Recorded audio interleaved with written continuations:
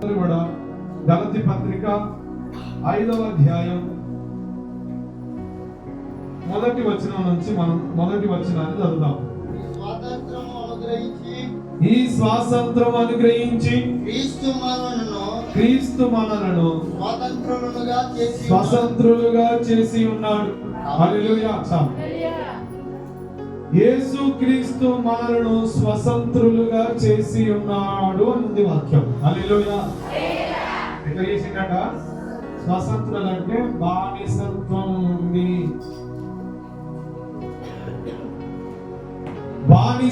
నుండి స్వతంత్రులుగా చేయడానికి యేసు క్రీస్తు ఈ లోకానికి వచ్చి ఉన్నాడని దేవుని వాక్యం సెలవిస్తుంది. ఇదే అధ్యాయంలో 4వ అధ్యాయం 5వ వచనాన్ని చదివితే 4వ వచనం, అయితే కాలము సంపూర్ణమైనప్పుడు 4వ అధ్యాయం 5వ వచనం,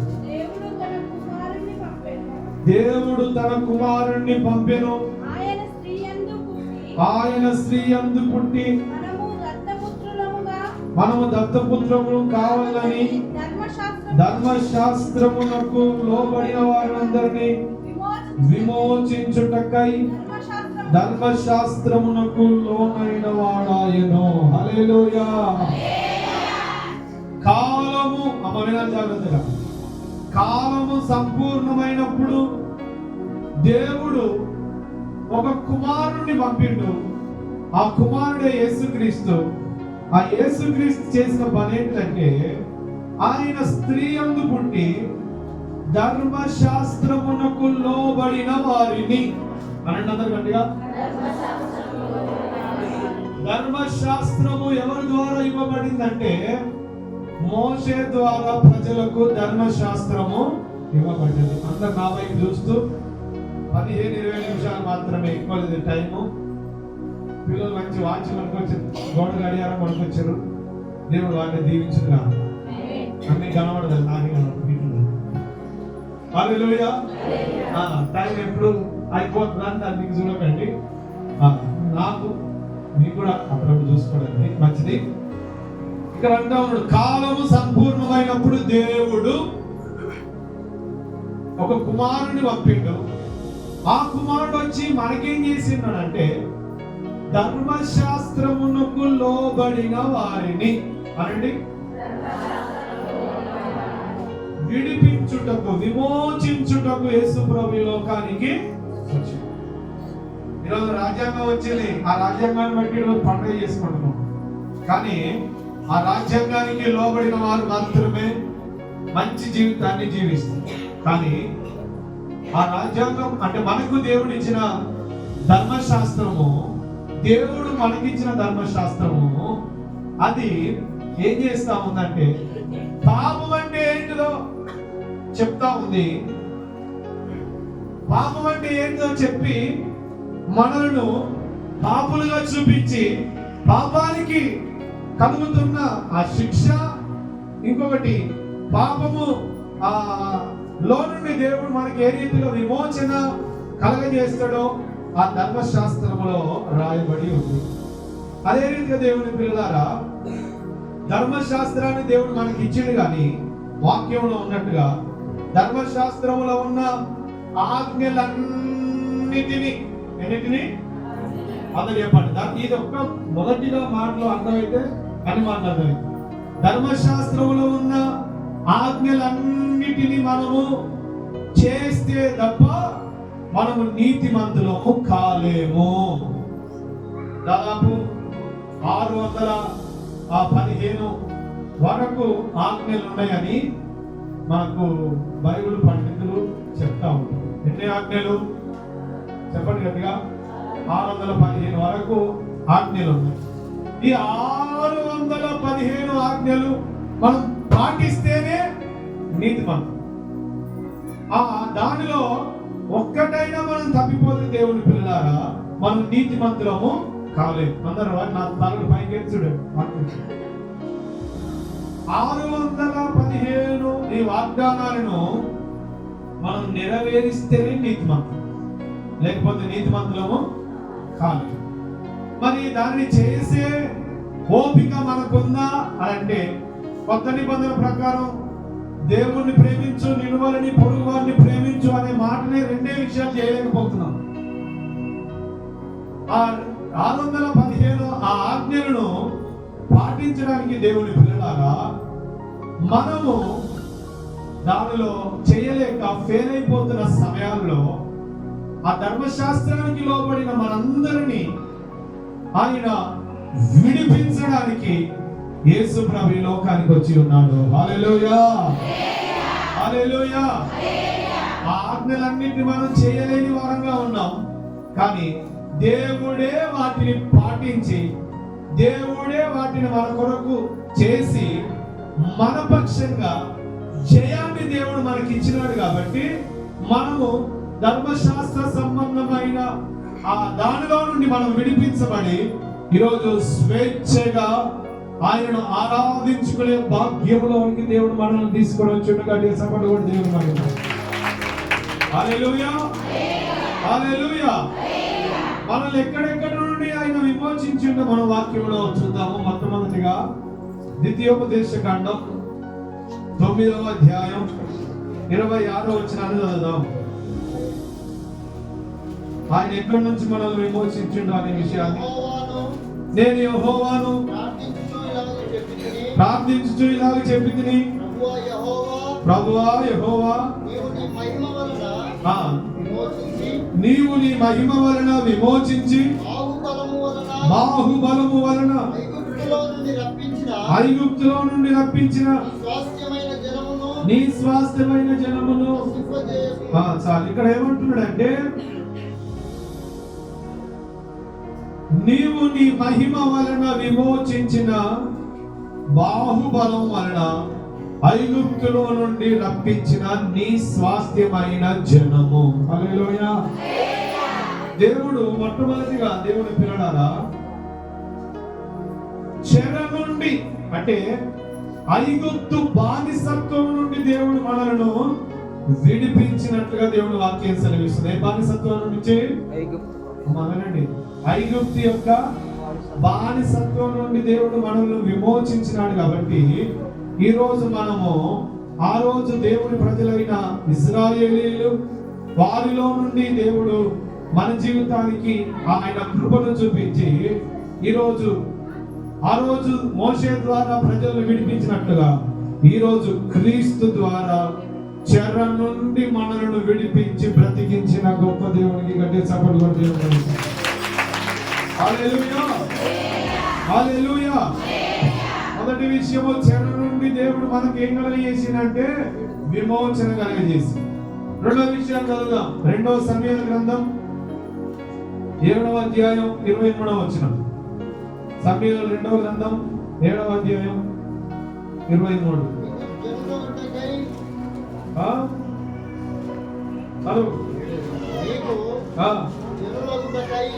నీకు జనులగుటకై వారిని నీవు విమోచించినట్లు, నీకు ఖ్యాతి కలుగునట్లు, నీ దేశమునకు భీకరమైన మహా కార్యములను చేయనట్లును దేవుడవైన నీవు ఐగుప్తులో నుండి ఆ జనముల వంశంలో నుండి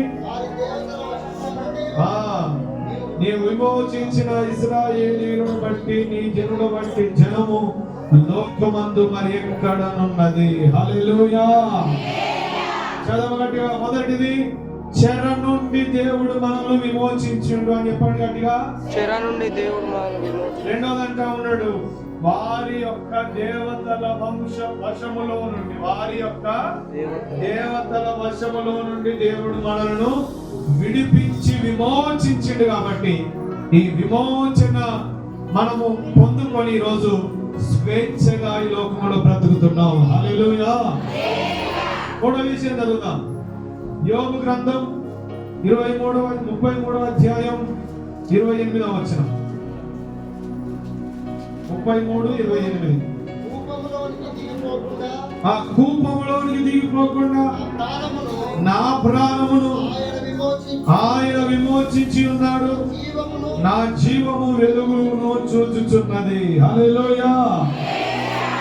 అంటా ఉన్నాడు. మూడవది ప్రాణమును, అందరు వినండి, ప్రాణమును దేవుడు విమోచించింది కాబట్టి ఈ విమోచనను మనము కలిగి ఉన్నాం. అమ్మా ఈరోజు వినండి, మనము ఈరోజు దేవుడు మన ప్రాణాన్ని విమోచించి ఉన్నాడు కాబట్టి, అంటే మరణం అనే దానిలో నుండి దేవుడు మన ప్రాణాన్ని విమోచించినాడు కాబట్టి మన జీవం ఈరోజు వెలుగును చూస్తుందని దేవుడు వాక్యం సెలవిస్తుంది. హల్లెలూయా, హల్లెలూయా.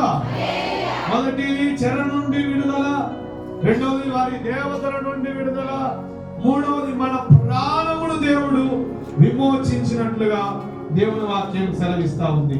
నాలుగవదిగా యెషయా గ్రంథం 44వ అధ్యాయం 22వ వచనం చదువుదాం. మంచు విడిపోవునట్లుగా నేను నీ అతిక్రమములను, మబ్బు తొలగునట్లుగా నీ పాపములను తుడిచివేసి ఉన్నాను. నేను నిన్ను విమోచించి ఉన్నాను, నా యొద్దకు మళ్ళుకొనుము. హల్లెలూయా. దేవుడు నాలుగవది అంటా ఉన్నాడు, ఇదిగో పాపము నుండి మనకు విమోచన కలిగింది. ఈరోజు గట్టిగా సంపర్లు కొడదామా. ఎక్కడి నుంచి విమోచన కలిగింది? ఒకటేమో చెర నుండి, దేవతల నుండి ప్రాణం, నాలుగవది పాపము నుండి మనకు విమోచన. ఈరోజు ఆయన మన పాపములన్నిటినీ తన మీద వేసుకొని ఆయన మోసి ఉన్నాడు కాబట్టి మనం ఇప్పుడు పాప క్షమాపణ కలిగిన వారమై పాపము లేని వారంగా ఈ లోకంలో జీవిస్తున్నాం. హల్లెలూయా. దేవుడు మన వైపు చూసినప్పుడు మనం పాపులుగా కనబడతామా, పరిశుద్ధులుగా కనబడతామా అంటే అమ్మ చెప్పండి, ఎట్లా కనబడతాం? పరిశుద్ధులుగా.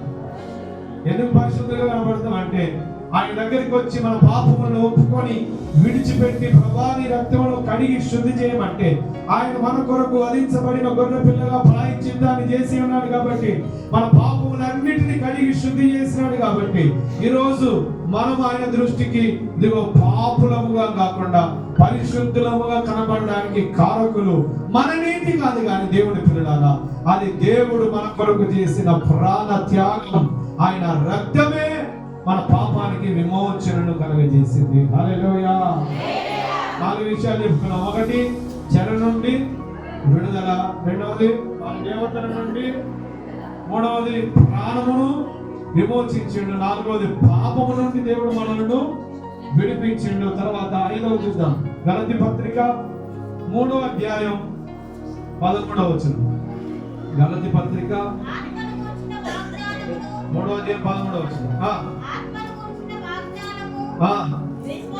విశ్వాసం వలన మనకు లభించినట్లు అబ్రహాము పొందిన ఆశీర్వచనం ఎవరి ద్వారా? క్రీస్తు యేసు ద్వారా అన్ని జనులకు కలుగుటకై క్రీస్తు మనకు గాను శాపగ్రహమై మనలను ధర్మశాస్త్రం యొక్క శాపము నుండి విమోచించెను. హల్లెలూయా.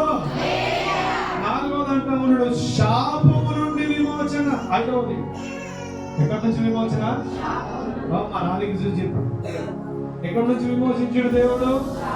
శాపం. ఇప్పుడు నువ్వు శాపగ్రస్తుడవు కాదు, నువ్వు ఆశీర్వాదానికి దేవుడు మనలను వారసులుగా చేసిండు. గట్టిగా చెప్పండి కూడా. హల్లెలూయా. ఒకప్పుడు నువ్వు శాపగ్రస్తమై ఉన్న నీ జీవితాల్లో ఇప్పుడు ఆశీర్వాదానికి వారసులుగా దేవుడు నిన్ను సిద్ధం చేసుకున్నాడు. అందుకే అంటున్నాడు, క్రీస్తు ద్వారా అన్య జనులకు కలుగుటకై, యేసుక్రీస్తు ద్వారా అన్య జనులకు కలుగుటకై క్రీస్తు మనకు గాను శాపగ్రస్తమై మనను ధర్మశాస్త్రం యొక్క శాపము నుండి విమోచించెను అంటున్నాడు. ఆమేన్. హల్లెలూయా. చెప్పబడుతున్న మాటలు ఎంతో విలువైన దేవుడి పిల్లలు అర్థం చేసుకోండి.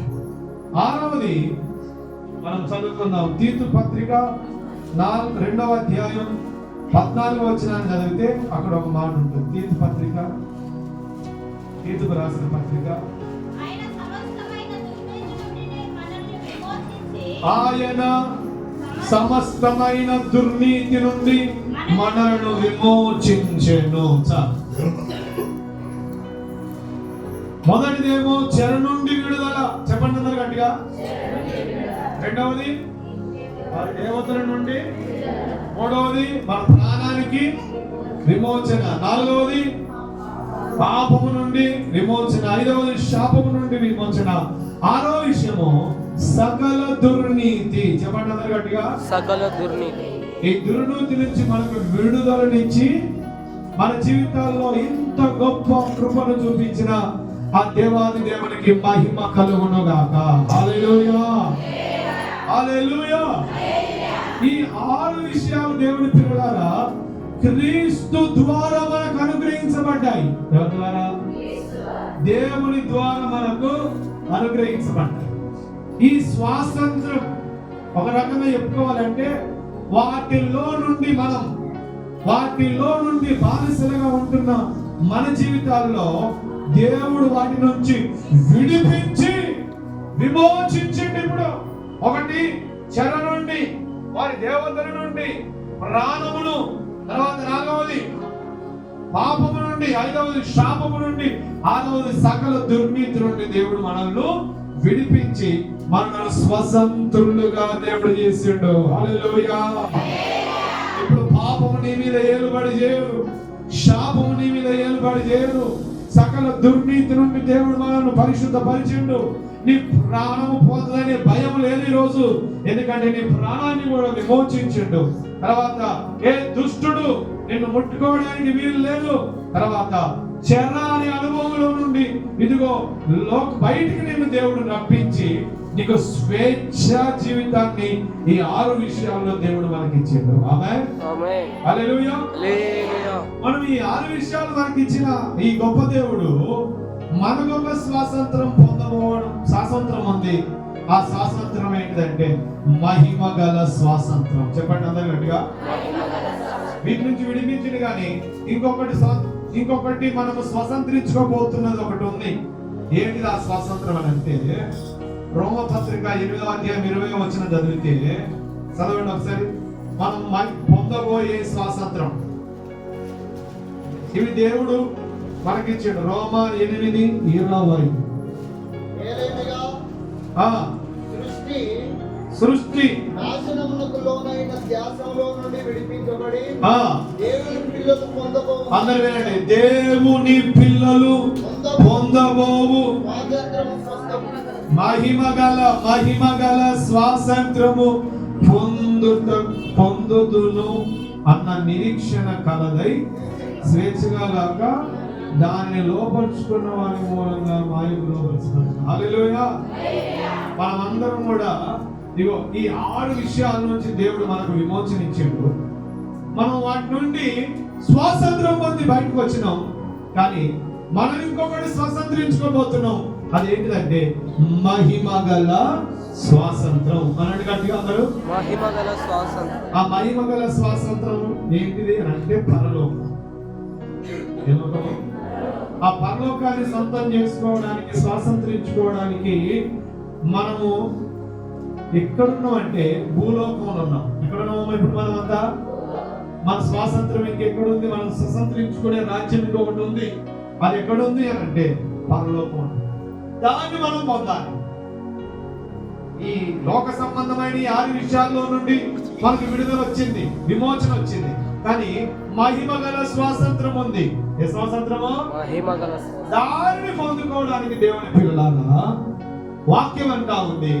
ఇప్పుడు చెప్పబడిన ఈ 6 విషయాలలో ఏ విషయాల్లో మరలా మనము ఎనుకకు పోకుండా మన జీవితాలను కాపాడుకొని, మన రక్షణను కాపాడుకొని మనము దేవుని కొరకు నిలబడితే ఆ మహిమగల స్వాతంత్రములోనికి మనము ప్రవేశిస్తాం.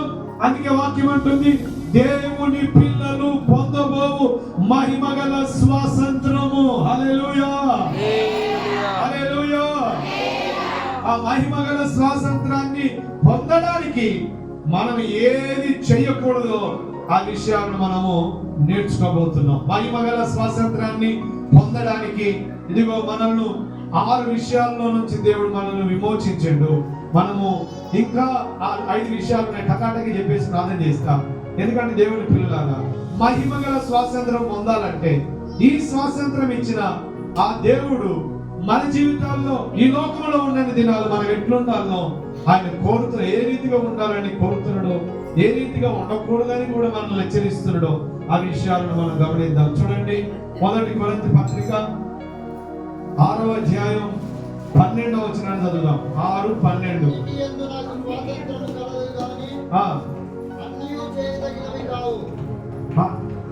అన్నిటి యందు నాకు స్వాతంత్రము కలదు గాని అన్నియు చేయదగినవి కావు.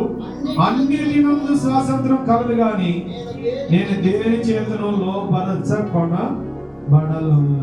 హల్లెలూయా. ఇప్పుడు దేవుడు మనకు 6 విషయాల్లో నుండి విమోచించాడు. ఎన్ని విషయాలన్నా? 6 విషయాలు. 6 విషయాల నుంచి విమోచించి మనల్ని భూమి మీద పెట్టాడు. ఎక్కడ పెట్టాడు? చెప్పు. భూమి మీద పెట్టాడు. మనం ఏ స్వాతంత్రం పొందాలి? ఏ స్వాతంత్రం పొందాలి? అందరూ చెప్పండి గట్టిగా. మహిమ గల స్వాతంత్రం అంటే పరలోకం. అది పొందడానికి మనం ఏం చేయొద్దు అని అంటే, ఈ లోకంలో మనతో ఇప్పుడు ఇందాక మాట్లాడినట్టు దేవుడు అన్నిటి మీద మనకు స్వాతంత్రం ఉంది కానీ అన్నీ చేయదగినవి చుట్టొచ్చు, కొట్టొచ్చు, మోసం చేయొచ్చు, అబద్ధం ఆడొచ్చు, దొంగతనాలు చేయొచ్చు, మంచి పనులు కూడా చేయొచ్చు. ఎందుకమ్మా అట్లా చేస్తున్నావు? నేను కోరుకోను, నీ బిడ్డను ఎందుకు కొడుతున్నావు అంటే, నా బిడ్డ నా ఇష్టం, నా భర్త నా ఇష్టం అంటే నీ భర్తను కొట్టుకునే స్వాతంత్రం ఉంది, నీ పిల్లలను తిట్టుకునే స్వాతంత్రం ఉంది, ఇంకా నువ్వు చెడు చేసే స్వాతంత్రం ఉంది, ఈ లోకంలో మంచి చేసే స్వాతంత్రము ఉంది. కానీ దేవుని పిల్లలారా, నువ్వు మహిమగల్ల స్వాతంత్రాన్ని సొంతం చేసుకోవాలంటే నిన్ను విడిపించిన స్థితి దేవుడు ఉన్నది చూసినావా? మరలా వాటి వైపు వెళ్లకుండా పాపము నుండి, శాపము నుండి, సకల దుర్నీతి నుండి నీవు విడిపించిన ఆ విడిపించబడిన ఆ చోటు నుంచి మరలా దాని నుంచి వెనుకపోకుండా మహిమగల సింహాసనాన్ని అంటే మహిమగల స్వాతంత్రాన్ని పొందడం కొరకు ఈ లోకములో అన్ని చేసే అధికారం ఉంది కానీ అన్ని చేయడానికి వీలు ఉంది. హల్లెలూయా. అన్ని చేసే అధికారం ఉంది, నువ్వు ఏదైనా చేసుకునే అధికారం ఉంది, కానీ అన్ని చేయదగినవి. అది గుర్తుపెట్టుకో. అది గుర్తుపెట్టుకొని నిన్ను విడిపించిన దేవుడిని స్తుతిస్తూ మహిమగల స్వాతంత్రాన్ని పొందాలనే ఆలోచన కలిగిన వాడవై నువ్వు అన్నీ చేసే అధికారం నీ చేతిలో ఉంది. అందుకే దేవుడు ఇజ్రాయేల్ ప్రజలతో చెప్తున్న మాట, నేను మరణాన్ని జీవాన్ని నీ ఎదుట పెడుతున్నా. అందరు చెప్పండి అమ్మా. మరణం పెట్టిన నీ ఎదుట జీవం పెట్టిన, మేలు పెట్టిన నీ ఎదుట కీడు పెట్టిన. చెప్పండి. మరణము, జీవం, మేలు, కీడు. కోరుకునేది ఎవరు? చెప్పండి. కోరుకునేది ఎవరు? మేలు చేయొచ్చు, కీడును కోరుకోవచ్చు, మేలును కోరుకోవచ్చు, మరణాన్ని కోరుకోవచ్చు, జీవాన్ని కోరుకోవచ్చు. కానీ అన్నిటి మీద స్వాతంత్రం ఉంది, కానీ అన్నీ చేయదగినవి. ఎందుకు చేయదగినవి కావంటే ఈ లోకంలో దేవుని పిల్లలారా మంచి కార్యాలు ఏమి లేవు. ఇది శాపగ్రస్తమైన దేశం, పాపంతో నింపబడిన దేశం. కానీ శాపము, పాపము నుంచి, సకల దుర్నీతి నుంచి దేవుడు మనల్ని విడిపించి లోకంలో మనల్ని నిలిపిండు. ఎందుకంటే శాపము లేని ఇదిగో నీతితో నింపబడే ఆ నిత్యరాజ్యం ఇవ్వడం కొరకు మనల్ని లోకంలో నిలిపిండు.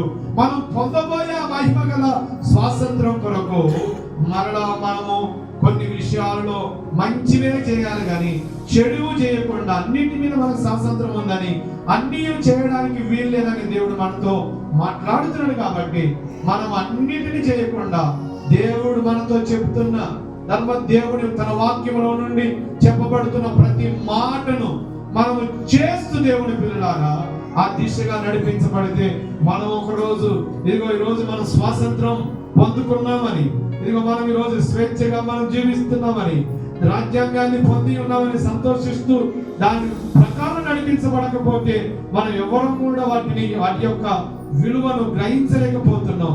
అదే రీతిగా దేవుడి పిల్లారా మనకు దేవుడు విమోచనిచ్చి మనల్ని నడిపించిన ఆ ప్రభు మాటను వినడము విని దాని ప్రకారం నడిచినప్పుడే మనం మహిమ గల ఆ స్వాతంత్రాన్ని పొందబోతున్నామని తెలిసిన వారమై అన్ని చేసే అధికారం ఉంది. కానీ మంచి చేస్తే మేలు చేసి జీవమును కోరుకొనుడి అని దేవుని వాక్యం చదివిస్తుంది.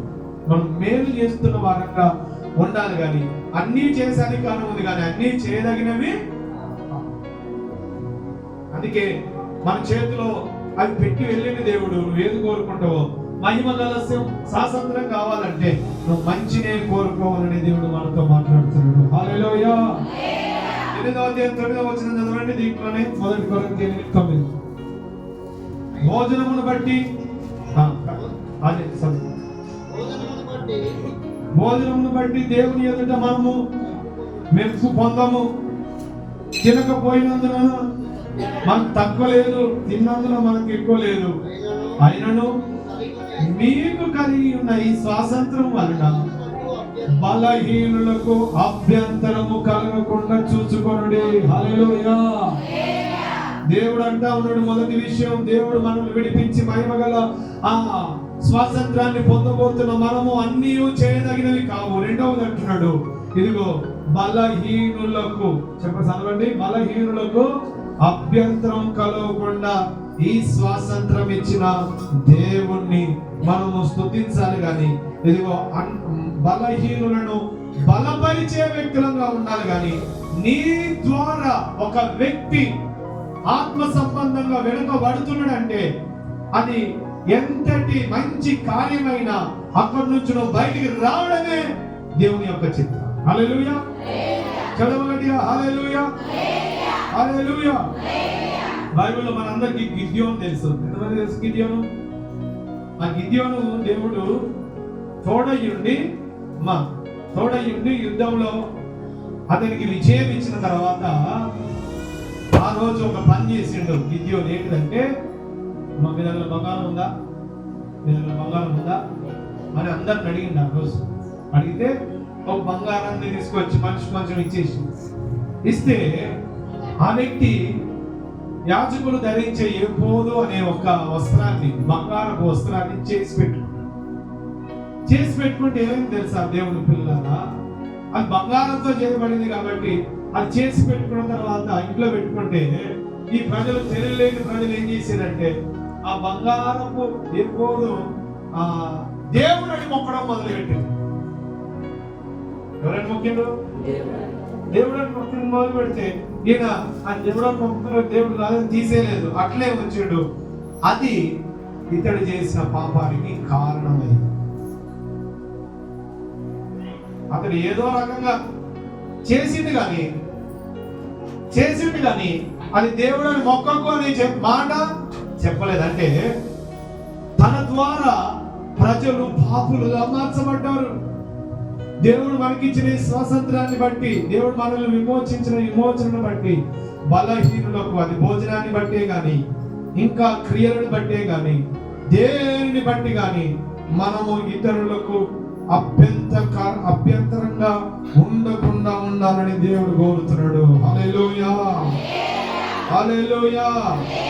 బలహీనులకు అభ్యంతరం కలగకుండా చూసుకోండి అని దేవుడు మాటలు సెలవిస్తుంది. గలతీ పత్రిక 5 మొదటి వచనం చదివితే అక్కడ, కాబట్టి మీరు స్థిరముగా నిలిచి మరలా దాస్యం అనే కాడి కింద చిక్కుకొనబడి. మూడోది అంటా ఉన్నాడు, దేవుడు మనల్ని ఈ స్థితిలో ఉంచి హాయిగా ఆయన సన్నిధిలో కొనసాగే కృపనిచ్చిండు. కానీ దేవుని వాక్యం అంటుంది, దేవుడు మనల్ని విమోచించి ఈ స్థితిలో నిలిపిన మనము మరలా దాస్యం అనే కాడి కిందికి మరలా మీరు చిక్కుకోవద్దు అని అంటున్నాడు దేవుడు. దేవుడు మనకి ఇంత కృపనిస్తే ఈ కృపను బట్టి సావైన బ్రతికైనా ఆయన కొరకు మనము కొనసాగే వ్యక్తులుగా సిద్ధపడాలి. కానీ మరలా దాస్యం అనే కాడి కిందికి వెళ్ళకూడదు, మనం చిక్కకూడదు అని దేవుడు వాక్యం సెలవిస్తుంది. హల్లెలూయా, హల్లెలూయా. దేవుని పిల్లలారా, మనం మాటికి చిన్న విషయాల్లోనే చిక్కబడుతున్నాం.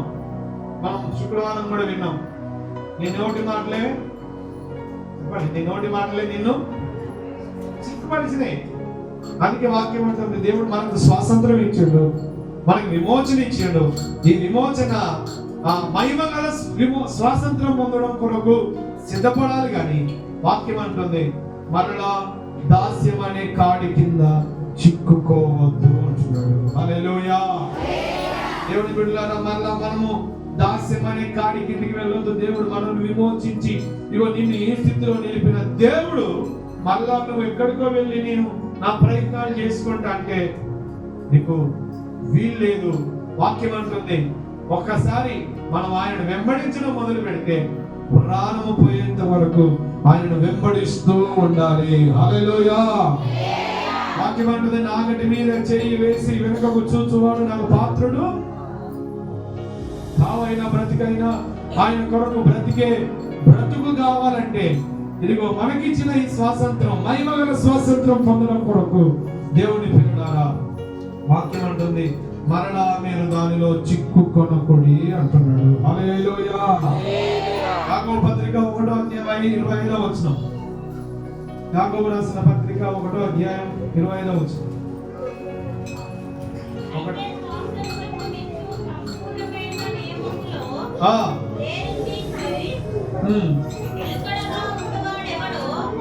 అయితే స్వాతంత్రం ఇచ్చు సంపూర్ణమైన నియమంలో తేరి చూసి నిలకడగా ఉండువాడేవాడో వాడు విని మరచువాడు గాక క్రియలను చేయువాడై ఉండి తన క్రియలలో ధన్యుడగును. హల్లెలూయా.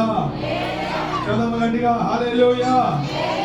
దేవుడు మనకి ఈ స్థితి ఇచ్చిన తర్వాత సంపూర్ణమైన నియమంలో తేరి చూస్తూ నిలకడగా దేవుడిలో ఉండాలి. హల్లెలూయా. నాలుగోదిగా హల్లెలూయా. ఎక్కడుండాలి?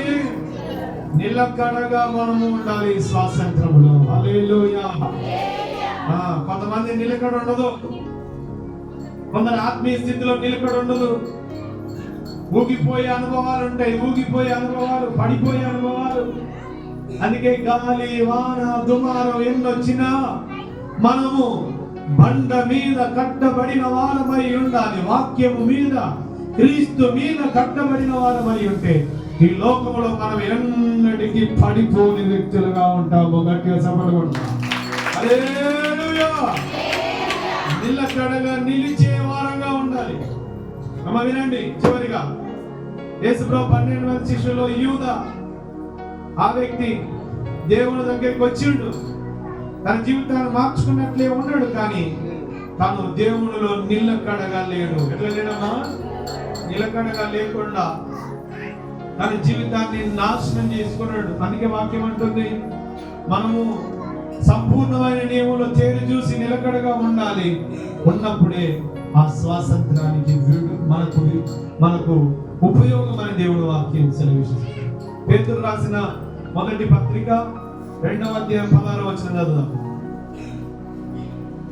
పేతురు రాసిన మొదటి పత్రిక 2వ అధ్యాయం 16వ వచనం. దుష్టత్వమును కప్పిపెట్టుటకు మీ స్వాతంత్రమును వినియోగపరచగా దేవునికి దాసులమని లోబడి ఉండుడి. హల్లెలూయా. హల్లెలూయా.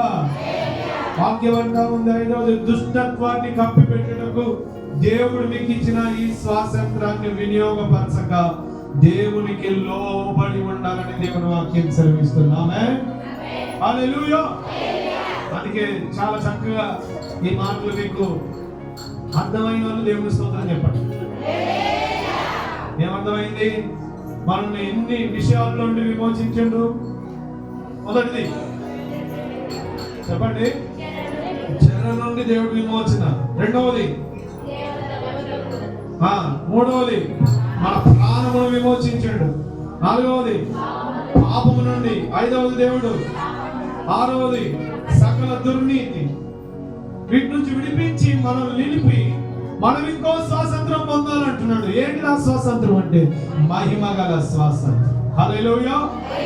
ఆ మహిమగల స్వాతంత్రాన్ని పొందే వరకు నిరీక్షణతో మనం చేయాల్సిన పనులు ఏంటి, చేయకూడని పనులు ఏమంటే మనం అన్నీ చేయడానికి స్వాతంత్రం ఉంది. కానీ అన్నీ చేయదగినవి చెప్పండి, అన్నీ చేయదగినవి కావు. రెండవది మనం బలహీనులకు అభ్యంతరంగా ఉండకూడదు.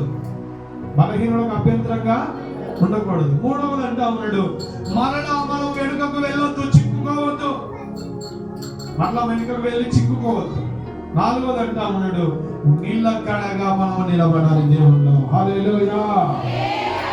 ఐదవది అంటే దుష్టత్వాన్ని కప్పి పెట్టడానికి మనము మన స్వాతంత్రాన్ని వినియోగపరచకుండా దేవుడి పిల్లలారా ఇదిగో మంచి పని కొరకు మనం సిద్ధపడాలని దేవుడు కోరుతున్నాడు. అందుకే మహిమ గల స్వాతంత్రం పొందడానికి ఈ లోకములో మనం నిలకడగా ఉండి అన్నీ చేయదగినవి కాదని ఎరిగి వెనుకకు తిరగకుండా, వెనుకకు తిరగకుండా విశ్వాసానికి అర్థ దాన్ని కొనసాగించి యేసు వైపు చూస్తూ మనం ముందుకు సాగుదాం. దేవుడి మాటలు మన వెనుకల్లో దీవించును. మనం కళ్ళు మూసుకుందాం, ప్రార్థన చేసుకుందాం. రెండు చేతులు పైకి ఎత్తి, ప్రభా